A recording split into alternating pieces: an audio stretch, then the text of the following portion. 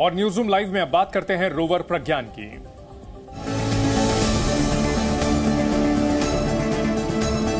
चांद पर प्रज्ञान जुटा रहा ज्ञान। चांद पर रोवर प्रज्ञान की चहलकदमी। चंद्रयान का मिशन, रोवर प्रज्ञान का रोटेशन। चंदा मामा के आंगन में प्रज्ञान की अटखेलियां।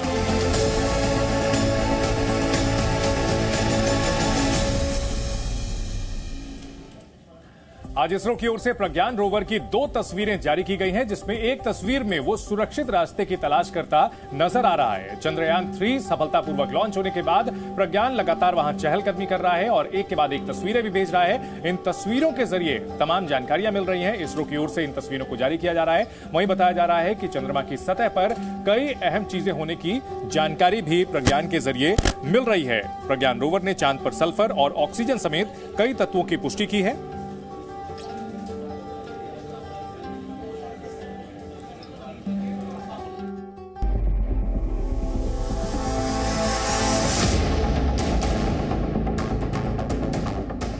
चंद्रयान पर एक और खुशखबरी।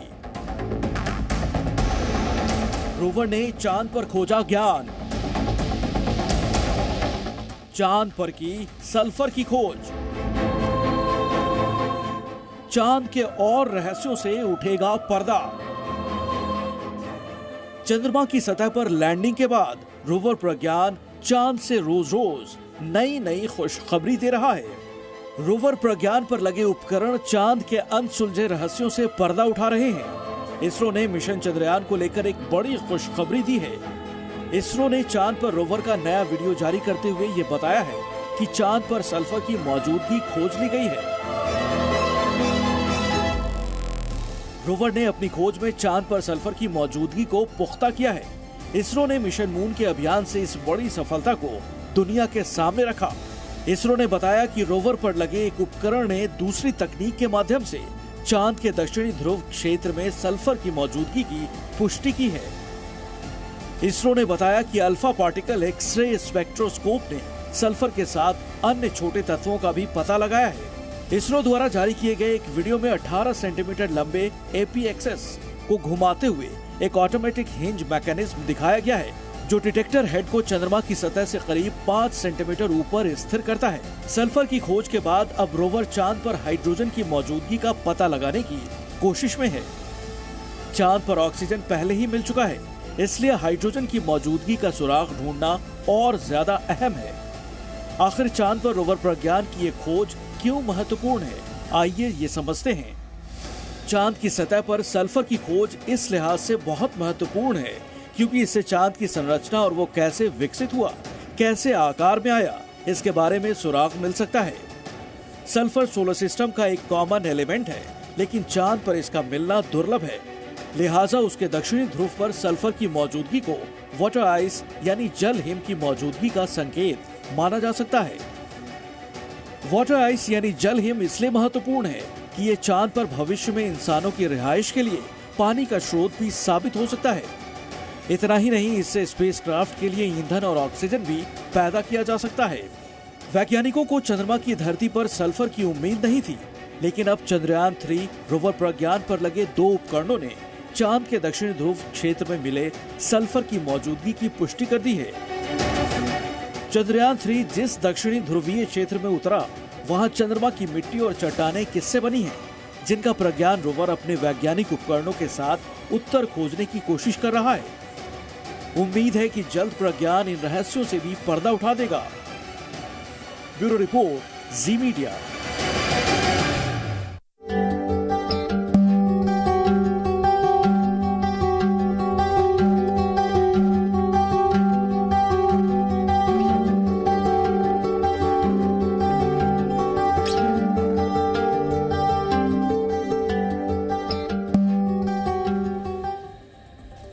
चंद्रयान की सफल कामयाबी का 1 हफ्ते से ज्यादा समय पूरा हो चुका है और इस दौरान इसरो की ओर से लगातार तस्वीरें जारी की जा रही हैं और अब इसरो ने एक ऐसी तस्वीर जारी की है जिसे देख करके सारे हिंदुस्तानी स्माइल कर उठेंगे।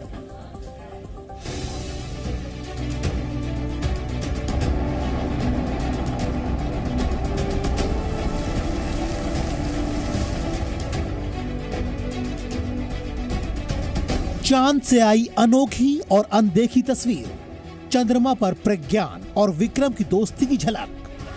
चांद पर सफल लैंडिंग के एक हफ्ते बाद चंद्रयान से जुड़ी और दिलचस्प तस्वीर सामने आई।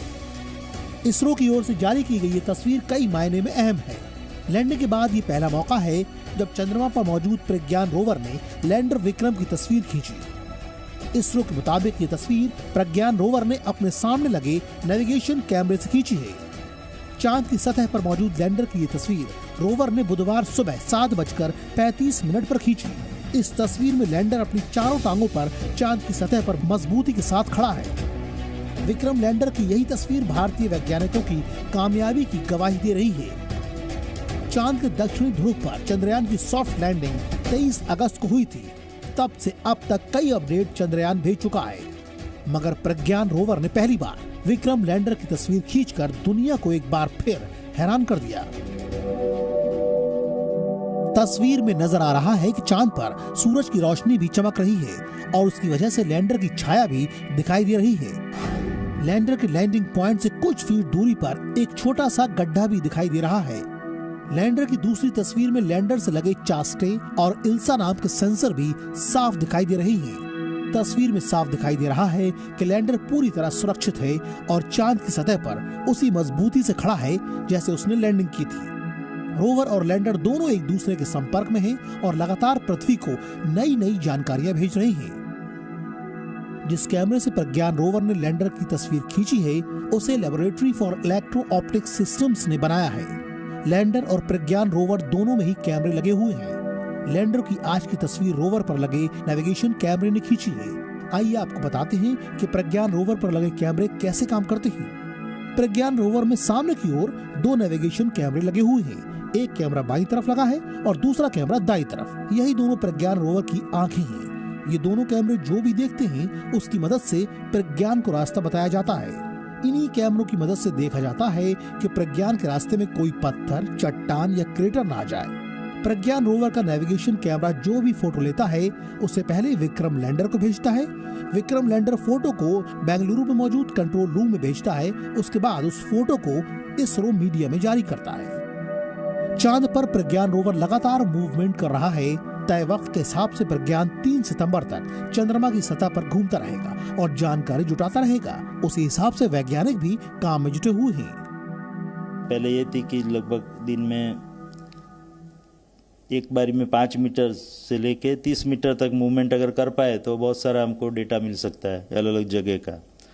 तो कुछ विजिबिलिटी और उसके इशू के कारण और थोड़ा हम क्योंकि वहाँ क्रेटर बोल्डर बहुत है तो जरा बारीकाई से एनालिसिस करके ही हम रोवर मूवमेंट करते हैं। तो वो सब देखते हुए अभी रोवर मूवमेंट थोड़ी उतनी अधिक नहीं हो पाई है जितनी हमको आशा थी।